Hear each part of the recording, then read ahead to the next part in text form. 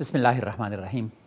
ناظرین کرام، رمضان اور ہم اس پروگرام کا سلسلہ جاری ہے اور انشاءاللہ یہ پروگرام پورے رمضان میں جاری رہے گا۔ اس پروگرام میں آپ کا میزبان ڈاکٹر فاروق آپ کی خدمت میں حاضر ہے اور اس پروگرام میں ہمارے مہمان عالم اسلام کے مشہور مفکر، دانشور اور عالم دین اور اسکالر محترم جاوید احمد غامدی ہیں۔ غامدی صاحب، پچھلے پروگرام میں ہم اس بات کو ڈسکس کر رہے تھے کہ رمضان کا جو امپیکٹ پڑنا چاہیے ایک مسلمان پر، اور یہ رمضان اور قرآن مجید کے تعلق کے حوالے سے ہم بات کر رہے تھے، وہ امپیکٹ نہیں پڑ رہا، خصوصاً پاکستان میں نہیں پڑ رہا۔ اور میں نے اس میں آپ کے سامنے 2-3 مثالیں دی تھیں کہ پاکستان کے اندر تو صورتحال یہ ہو جاتی ہے کہ رمضان کے اندر مہنگائی بڑھ جاتی ہے، رمضان کے اندر جھگڑے بڑھ جاتے ہیں، رمضان کے اندر لوگوں کو غصہ زیادہ آتا ہے۔ تو میں چاہتا ہوں کہ اس کے متعلق آپ کچھ کہیں۔ میں آپ سے عرض کروں ڈاکٹر صاحب، ہمارے ساتھ جو المیہ ہوا ہے وہ یہ ہے کہ مذہب ہماری قومی زندگی میں، ہماری انفرادی اور اجتماعی زندگی میں وہاں سے داخل ہی نہیں ہوتا جہاں سے مذہب کو داخل ہونا چاہیے۔ جی، ہم ایک قوم بن چکے ہیں، مسلمان ہیں، مسلمانوں کے گھر میں پیدا ہوئے ہیں، جو کچھ بھی دینی روایت گرد و پیش میں ملتی ہے اس میں اگر کچھ عبادات ہیں تو ان پر بھی عمل کر لیتے ہیں، کچھ دوسرے اعمال ہیں تو وہ بھی بجا لاتے ہیں۔ لیکن مذہب جس جگہ سے داخل ہونا چاہیے انسان کے اندر، وہ خدا کے ساتھ گہرا تعلق اور آخرت کی جواب دہی کا احساس ہے۔ جی، یہ اگر موجود نہیں ہے تو پھر ہر چیز رسم ہے۔ وہ جو ایک روایت میں آتا ہے نا کہ ایک وقت ایسا آ جائے گا کہ قرآن کے لفظ رہ جائیں گے، ان کا مفہوم نہیں رہے گا۔ صحیح۔ تو اس کی بھی صحیح تعبیر یہی ہے جی، کہ آپ نماز کا لفظ بولتے ہیں، آپ روزے کا لفظ بولتے ہیں، اچھا کچھ اعمال بھی انجام دیتے ہیں، لیکن وہ ایک رسم کی حیثیت اختیار کر لیتے ہیں۔ عبادت جہاں سے پیدا ہوتی ہے، جو شعوری احساس خدا کے ساتھ آپ کو متعلق کرتا ہے، آخرت جس طرح ایک زندہ حقیقت بن کے انسان کے شعور میں اترتی ہے، وہ ہمارے ہاں ہے ہی نہیں ہے سرے سے۔ اچھا، اس کا جو نتیجہ نکلا ہے وہ یہ ہے کہ نہ نماز مؤثر ہو رہی ہے، نہ روزے میں وہ تاثیر باقی ہے کہ وہ تقویٰ پیدا کرے۔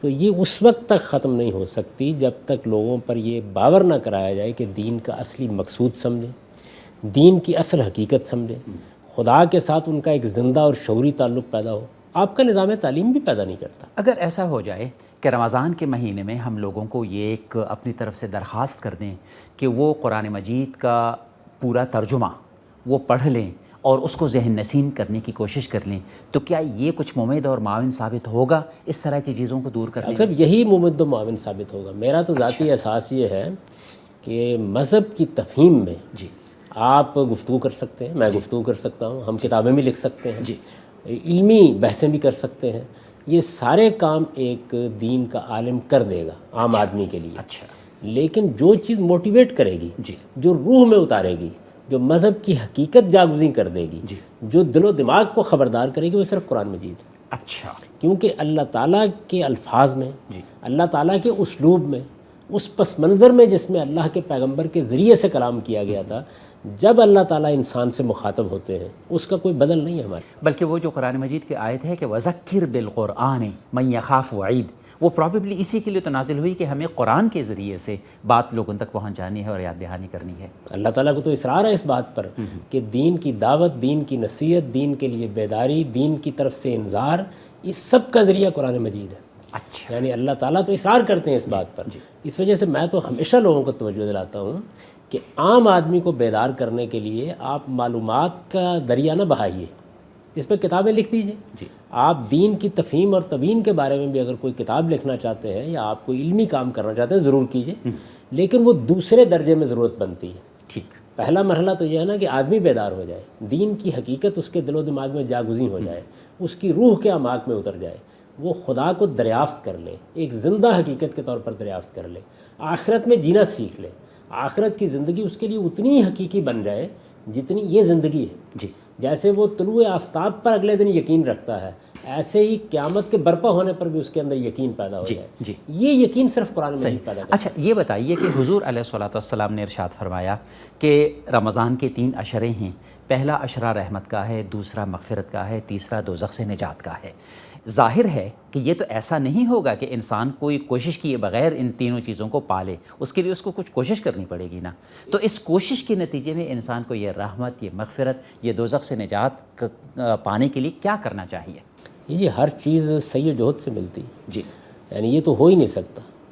اللہ تعالیٰ نے جب آخرت کا نتیجہ بیان کیا ہے تو ان الفاظ میں بیان کیا ہے کہ وَلَيْسَ لِلْإِنسَانِ إِلَّا مَا سَعَىٰ، جی یعنی انسان جو جد و جہد کرے گا اسی کا نتیجہ آخرت میں اس کے لیے نکلنا ہے۔ جی یہ جو بات رسالت مآب صلی اللہ علیہ وسلم کی نسبت سے بیان کی جاتی ہے، یہ تو کوئی بہت سند کے لحاظ سے کبھی نہیں ہے، کبھی نہیں ہے۔ عام طور پر لوگوں میں اس کی شہرت بہت ہو گئی ہے، جی لیکن یہ کہ حدیث کے ذخیرے میں اس کو وہ اہمیت حاصل نہیں ہے۔ جی تاہم جو کچھ اس میں کہا گیا ہے، جی اگر اس بات کو آپ عملی لحاظ سے دیکھیں تو یہ ایک معقول چیز نظر آتی ہے جی بالکل کہ آدمی نے رمضان کی ابتدا کی ہے، روزوں کے مہینے میں داخل ہوا ہے، ایک ایسے مہینے میں داخل ہوا ہے جو تقویٰ پیدا کرنے کے لیے اللہ تعالیٰ نے مقرر فرمایا ہے، جی اس میں اس نے غیر معمولی عبادت کرنی ہے، وہ عبادت بھی تربیت کرتی ہے، تو اس میں یہ بالکل ٹھیک ہے کہ بندہ سب سے پہلے تو یہی چاہے گا کہ میرے گناہ معاف ہو جائیں، بالکل صحیح۔ میں اگر کچھ کوتاہیاں کر چکا ہوں تو اللہ تعالیٰ عفو و درگزر سے کام دے، وہ اپنے آپ کو اپنے خدا کے سامنے پیش کر دے گا۔ یعنی روزے کا اگر صحیح شعور اس کے اندر ہے، محض رسم کے طور پر وہ رمضان میں داخل نہیں ہو گیا، بلکہ اس احساس کے ساتھ داخل ہوا ہے کہ اس مہینے میں مجھے اپنے آپ کو اطاعت کی تربیت دینی ہے، خدا کا بندہ بن کر رہنا ہے، باقی زندگی کے لیے تیاری کرنی ہے، اور بالخصوص جو حقوق العباد ہیں، بندوں کے حقوق ہیں، یعنی آپ دیکھیں نا قرآن مجید میں جو بنیادی اخلاقیات سورہ بنی اسرائیل میں بیان ہوئی ہیں ان کی فہرست نکالی ہے، اس میں 10 احکام بیان ہوئے ہیں، ایک اللہ تعالیٰ سے متعلق ہے اور 9 بندوں سے متعلق 9 بندوں سے متعلق۔ اسی توازن سے آپ سمجھ سکتے ہیں۔ قامدی صاحب، اب ذرا 2-3 فقہی سوالات، اس لیے کہ ان سوالات سے ہمارے لوگوں کو روز واسطہ پیش آتا ہے۔ اس میں ایک سوال یہ ہے کہ یہ بات ہم جانتے ہیں روایات کی روح سے کہ حضور علیہ الصلوۃ والسلام نے سرما لگانے کی اجازت دی ہے، یہ بھی ہم جانتے ہیں کہ حضور علیہ الصلوۃ والسلام نے کلی کرنے کی اجازت دی ہے۔ ظاہر ہے کہ کلی کرنے کے بعد منہ میں ایک ٹھنڈک سی ہو جاتی ہے اور ظاہر ہے کہ تھوک ذرا زیادہ ہو جاتی ہے۔ یہ بھی ہم جانتے ہیں کہ سرما جو ہے اس کی ایک ٹیسٹ کی کیفیت جو ہے وہ چلی جاتی ہے گلے تک۔ تو کیا اس سے استنباط کرتے ہوئے، یعنی اس سے انالوجی کرتے ہوئے ہم یہ کہہ سکتے ہیں کہ ہمارے بہت سارے سانس کے مریضوں کو انہیلر کی ضرورت ہوتی ہے جس سے وہ سانس لے سکتے ہیں آسانی کے ساتھ، وہ پھیپھڑوں تک چلی جاتی ہے۔ اسی طریقے سے آنکھوں کی کوئی دوا ہے، اسی طریقے سے کان کی کوئی دوا ہے، اسی طریقے سے کوئی انجیکٹیبل دوا ہے جو کہ طاقت کی دوا نہیں ہے بلکہ اینٹی بایوٹک انجیکشن ہے مثال کے طور پر۔ تو کیا روزے میں ان چیزوں کی اجازت ہو سکتی ہے؟ میرا تو خیال یہ ہے کہ بالکل اجازت ہونی چاہیے۔ جی رسالت مآب صلی اللہ علیہ وسلم کے جن احکام کا آپ نے حوالہ دیا ہے جی اور جو ہدایات آپ نے خود فرمائی ہیں ان سے بھی یہی بات معلوم ہوتی ہے، عقل عام بھی ہی تقاضا کرتی ہے، اور روزے کا جو قانون سنت کے ذریعے سے منتقل ہوا ہے وہ بھی اسی بات کا تقاضا کرتا ہے۔ یعنی ہماری جبلتوں پر جو پابندی لگائی گئی ہے اس کا ان منہ شگافیوں سے کوئی تعلق نہیں ہے کہ آپ نے آنکھ میں کیا ڈال لیا ہے اور انجیکشن کس چیز کا لے لیا ہے۔ اچھا، ہمیں اپنے منہ پر پہرا لگانا ہے، اپنی جنسی جبلت پر پہرا لگانا ہے، جی جی اور اس سے مقصود ایک احساس کو زندہ رکھنا، اسے تازہ کرنا اور اس کے لیے انسان کو بیدار کرنا ہے۔ تو مقصد کے لحاظ سے جب بھی آپ اجتہاد کرتے ہیں تو کیا چیزیں دیکھیں گے؟ مقصد کے لحاظ سے دیکھیں گے، یعنی وہ کیا چیز ہے جو مقصود ہے۔ جی تو کیا یہ چیز مقصود ہے کہ آپ کے جسم میں کوئی چیز جانی نہیں چاہیے؟ پرابیبلی ایسا تو نہیں ہے۔ ایسا نہیں ہے۔ یعنی مقصد کو اگر آپ سامنے رکھیں تو یہ صاف معلوم ہوتا ہے کہ ان چیزوں پر پابندی لگانا مقصود نہیں ہے، نہ ان چیزوں پر پابندی لگا کے بہت سے لوگوں کے لیے روزہ رکھنے کا راستہ بند کرنا چاہیے۔ انہوں نے جب کھانا پینا اپنے لیے ختم کر لیا، جنسی جبلت پر پابندی لگا دی، روزے کا تقاضا پورا ہو گیا۔ اچھا، یعنی عبادات ہم پہلی نشست میں یہ گفتگو کر چکے ہیں کہ وہ اصل میں کیا چیز ہے، وہ علامتی اظہار ہے۔ جی تو علامتی اظہار کو اس درجے تک کبھی نہیں لے جانا چاہیے۔ جی یہی وجہ آپ دیکھیں نماز کے معاملے میں، جی یعنی نماز آپ نے پڑھنی ہے، نماز میں رکوع ہے، نماز میں سجدہ ہے، نماز میں قیام ہے، نماز میں 4 رکعتیں ہیں، یہ سب چیزیں ہیں۔ قرآن مجید کہتا ہے کہ جس موقع کے اوپر کوئی خوف کی کیفیت پیدا ہو گئی، میدان جنگ میں آپ، جی سفر میں آپا دھاپی کی صورتحال ہے، تو فرجالن و رکبانہ، چلتے ہوئے پڑھ لیجئے، جیسے بھی ہو۔ سواری پر پڑھ لیجئے۔ آپ اس کو یہاں تک دیکھیے کہ رسالت مآب صلی اللہ علیہ وسلم کے بارے میں یہ بیان ہوتا ہے کہ قافلوں میں سفر کرتے ہوئے آپ ایک مرتبہ بیت اللہ کی طرف منہ کر کے نفل نماز میں نیت کر لیتے اور اس کے بعد اونٹنی جدھر جاتی اسی جانب نماز پڑھتے رہتے۔ کیا چیز ہے یہ؟ تو نماز کے معاملے میں، روزے کے معاملے میں اس طرح کی چیزوں کے بارے میں عبادت کرنے کو ترجیح دینی چاہیے، بالکل نہ کہ ایسی رکاوٹیں پیدا کرنے کو ترجیح دینی چاہیے کہ جس میں ایک آدمی جو انتہائی شوق رکھتا ہے اس کے لیے بھی عبادت مشکل ہو جائے۔ بلکہ میں آپ کی تائید میں ایک اور بات کروں گا سائنٹیفکلی، وہ یہ کہ جب انسان نہاتا ہے تو بدن میں جتنا پانی جانا چاہیے پینے کے ذریعے اور دوسرے مختلف ذریعوں سے، اس کا کوئی 5% جو ہے وہ نہانے کے ذریعے سے بھی انسان کے مساموں سے اندر ہو جاتا ہے۔ اب یہ تو ہم جانتے ہیں کہ نہانا روزے میں بالکل منع نہیں ہے، اور صحابہ کرام رضوان اللہ اجمعین کے متعلق بھی یہ بات روایات کا حصہ ہے کہ وہ رمضان میں سر پر بھی پانی ڈالتے تھے اور بدن پر بھی پانی ڈالتے تھے۔ تو اس کا مطلب یہ ہے کہ اصل چیز دراصل وہ عبادت ہے، نہ کہ اصل چیز وہ فقہی موشگافیاں ہیں۔ جب آپ عبادات میں کوئی چیز کر رہے ہیں تو پہلے آپ طے کریں کہ اس کا مقصد کیا ہے۔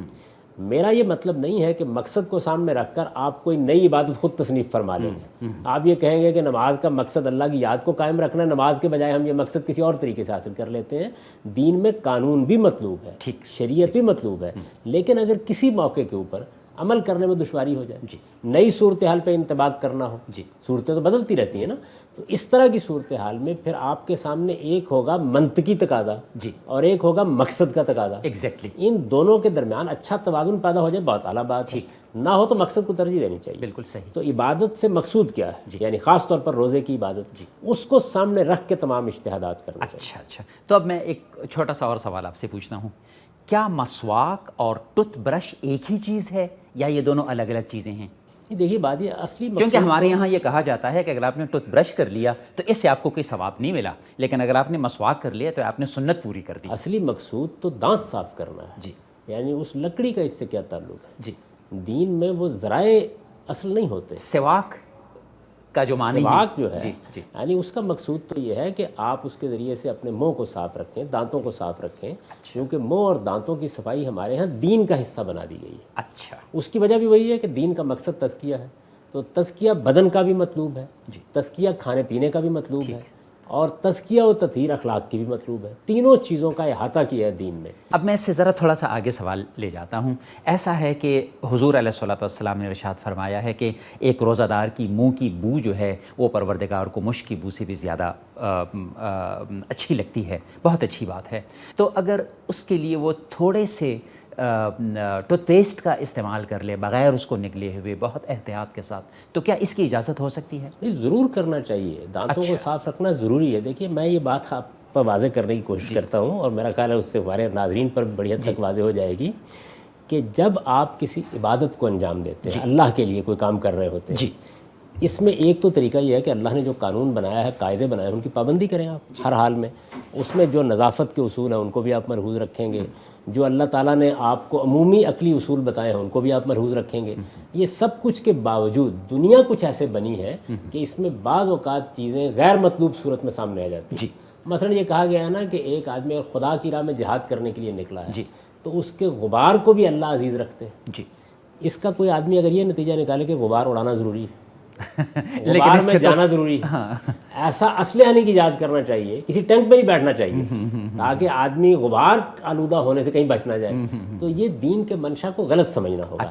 مطلب یہ ہے کہ آپ اپنی ساری احتیاطیں کر کے سب چیزیں کرنے کے بعد بھی اگر یہ محسوس کریں کہ روزے کی وجہ سے کہیں کوئی بو آ گئی ہے تو خدا کو نامحبوب نہیں ہے۔ اچھا، یہ مطلب ہے، یہ اس کا اصل مطلب ہے۔ ٹھیک ہے غامدی صاحب، رمضان میں روزوں میں بہت سارے لوگوں کو غصہ بہت آتا ہے، رمضان میں غصے سے نجات پانے کا یا اس کو قابو میں رکھنے کا طریقہ کیا ہے؟ یہ آپ نے بڑی صحیح بات فرمائی۔ عام زندگی میں اصل میں اعتدال اور توازن ہوتا ہے جو کسی نازک امتحان کے موقع پر بھی قائم رکھا جا سکتا ہے۔ اچھا، اگر آپ نے عام زندگی میں اسے اعتدال اور توازن کو قائم نہیں رکھا تو کوئی بھی نازک موقع جب آئے گا تو آپ بالکل ہی حدود سے تجاوز کر جائیں گے۔ یہ انسان کے ساتھ بدقسمتی ہے۔ دیکھیے وہ لوگ جو کھانا کھانے کے معاملے میں بے اعتدالی کرتے ہیں، جنسی معاملات میں بے اعتدالی کرتے ہیں، ان کے لیے بھی بڑے مسائل پیدا ہو جاتے ہیں۔ تو اعتدال اور توازن یہی خدا کا پیغام ہے۔ اللہ تعالیٰ قرآن مجید میں یہ کہتے ہیں نا کہ میں نے زمین و آسمان میں ایک میزان رکھ دی ہے، ایک توازن پیدا کر دیا ہے، اس سے تمہیں یہ سبق دیا ہے کہ اللہ تطغوا فی المیزان، خدا کی قائم کردہ اس میزان کے اندر کوئی خلل نہ پیدا کیا کرو، بیلنس کو آپ امبیلنس نہ کریں۔ اصل میں ساری جتنی بھی دینی ہدایت ہے اس کی بنیاد یہی ہے، یعنی وہ اعتدال، وہ توازن جو اللہ تعالیٰ چاہتے ہیں زندگی میں قائم ہو جائے، ہمارے خدا کے ساتھ تعلق میں قائم ہو، ہمارے انسانوں کے ساتھ تعلق میں قائم ہو، ہمارے کائنات کے ساتھ تعلق میں قائم ہو۔ تو اپنی عادات کو متوازن رکھنا، اور اصل میں دیکھیے یہ تو ایک سائیکل ہے، روزے کا مقصد یہ ہے کہ عادات میں توازن پیدا کیا جی۔ جائے. عادات میں توازن اگر 11 مہینے نہیں ہوا تو روزے کی عبادت کرنا مشکل ہو جائے گا. صحیح. تو آپ کو ان دونوں چیزوں کو ہر جگہ ملحوظ رکھنا چاہیے، ورنہ ایک نسوار کی چٹکی، ایک چائے کا کپ، ایک سگریٹ کا کش آپ کو اس جگہ تک لے جائے گا کہ جس میں آپ کے لیے جینا مشکل ہو جائے گا. اس سے غصہ پیدا ہوگا. غصہ کیا ہے؟ ایک رد عمل ہے نا. جب آپ اپنی جبلتوں کے ہاتھوں مغلوب ہو جاتے ہیں تو رد عمل آپ کے اندر پیدا ہوتا ہے. تو رد عمل کی نفسیات تو ہم مسلمانوں کا سب سے بڑا مرض ہے. بالکل. یعنی ہماری انفرادی زندگی سے رد عمل کا شکار ہے. ہماری اجتماعی زندگی آپ دیکھیے نا کہ جس طریقے کا رویہ آپ کو یورپ میں ایک گاہک سے ملتا ہے یا جس طرح کا رویہ ایک دکاندار سے ملتا ہے وہ یہاں نہیں ملتا. صحیح. گاہک لڑنے کے لیے تیار، سڑک پر جانے والا ڈرائیور لڑنے کے لیے تیار. یعنی یہاں تو معلوم ہوتا ہے کہ لوگ جنگ کرنے کے لیے ہر وقت آمادہ ہیں، اور عالمی ڈھونڈ رہے ہیں کہ کسی طریقے سے جھگڑا کیا جائے. عالمی سطح پر بھی ہر وقت آمادہ جنگ ہے. امن ہماری غالباً ضرورت ہی نہیں رہ گئی اس معاملے میں. یہ بہت بڑی بدقسمتی ہے جس کا جتنا بھی ماتم کیا جائے کم ہے. اصل میں انسان کو امن، اعتدال اور توازن خریدنا ہے ہر حال میں. یہ انسان کی لیکن غامدی صاحب، ہماری یہ بے اعتدالی تو بعض اوقات رمضان میں اس طریقے سے بڑھ جاتی ہے کہ جیسے حضور علیہ الصلوۃ والسلام نے یہ فرمایا کہ افطار کرانے میں بہت زیادہ ایک اجر و ثواب ہے، تو پرابیبلی اس کو ہم نے اس طریقے سے لے لیا ہے کہ ہم اپنے دوستوں کو اکٹھے بلا لیتے ہیں اور دنیا جہان کی نعمتیں ان کے سامنے رکھ دیتے ہیں اور اس طریقے سے کھا لیتے ہیں کہ اس طریقے سے شاید ہم نے عام دنوں میں بھی نہیں کھایا ہوتا. اور پرابیبلی میں سمجھتا ہوں کہ یہ افطار کرانے والی بات جو ہے یہ تو بنیادی طور پر دراصل محروم طبقات سے متعلق ہے کہ جو لوگ افطار نہیں کر سکتے صحیح طریقے سے ان کو آپ افطار کرائیے. اصلی چیز وہی ہے کہ ہم اپنی قوم کو ایجوکیٹ کریں، عبادات کا مقصد سمجھائیں. ان کو بتائیں کہ ایک چیز کو ایک طرف سے حاصل کرتے ہو دوسری طرف سے کھو دیتے ہو. تو یہ تو کسی انسان کو نہیں کرنا چاہیے. ہر چیز اپنے مقاصد کے ساتھ ہی مؤثر ہوتی ہے. اگر اس کے مقاصد آپ کے ہاتھ سے چلے گئے تو پھر اس کا کوئی فائدہ نہیں ہوتا. اسی چیز کو رسالت میں آپ صلی اللہ علیہ وسلم نے بیان کیا کہ پھر اس کے بعد آدمی اپنا منہ بند رکھتا ہے، کھاتا پیتا نہیں، تو اللہ کو اس کے اس کھانے پینے کی کیا پرواہ ہے. یعنی اگر اس کے نفس پر اس کے اثرات نہیں ہوئے، وہ اعتدال اور توازن اس کے اندر پیدا نہیں ہوا، اخلاقی اصلاح کی طرف اس کے قدم نہیں بڑھے اور اس نے اس کو چٹخاروں کا مہینہ بنا لیا، تو اس کا نتیجہ تو سوائے اس کے کچھ نہیں نکلے گا کہ روزے نے جو آپ کو دینا تھا وہ دیا ہی نہیں. ہمارے ہاں تو ایک تقریب بن گئی ہے افطار. یعنی ایسی ایسی مجالس ہوتی ہیں. میں تو آپ سے یہ عرض کرتا ہوں کہ میں جیسے ہی رمضان شروع ہوتا ہے تو دعا کرنا شروع کرتا ہوں کہ پروردگار سارے دوستوں کو اس توفیق سے محروم کر دینا کہ وہ افطار کے لیے بنائیں. وجہ اس کا کہ آپ سادہ طریقے سے اپنے گھر میں بیٹھ کے اگر کوئی پانی کے ساتھ، کھجور کے ساتھ، کسی اور چیز کے ساتھ افطار کر لیتے ہیں، آپ دیکھیے کہ روزے کی لذت دو گنا ہو جاتی ہے. بالکل صحیح ہے. اچھا، پھر اس طرح اپنا پیٹ بھر لینے کے بعد نماز پڑھنا بھی بہت مشکل ہو جاتا ہے. بلکہ جی نماز تو یعنی فرض نماز اور جماعت کی نماز تو اکثر فوت ہو جاتی ہے اس میں. اس کا نتیجہ یہ نکلتا ہے. اور غریبوں کے لیے ہمارے ہاں سرے سے کوئی مسئلہ نہیں. ہماری تو نبی صلی اللہ علیہ وسلم نے فرمایا تھا بدترین دعوت وہ ہے جس سے غریب محروم کر دیے جائیں. اچھا. اعزا اقربا ہوں ان کو بلانا مشکل ہو جاتا ہے. جی. تو یہ اعزا ہیں، اقربا ہیں جو روزہ نہیں رکھ سکتے. آپ کے گرد و پیش میں کچھ محروم لوگ ہیں. آپ سوسائٹی کو دیکھیں اس وقت غربت کس درجے میں پہنچی ہوئی ہے. اچھا. یہ روزے میں مختلف روایات میں یہ بات آئی ہے کہ بہت ساری چیزوں کا اجر بڑھ جاتا ہے.